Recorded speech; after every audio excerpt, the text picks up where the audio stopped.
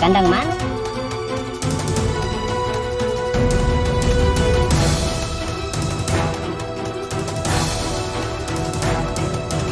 Dan kandang sapi.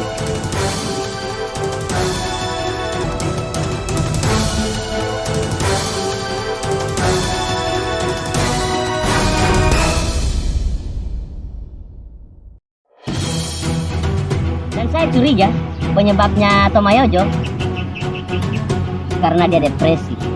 Kayaknya sangatlah benar mengenai kisah Tomayojo yang viral.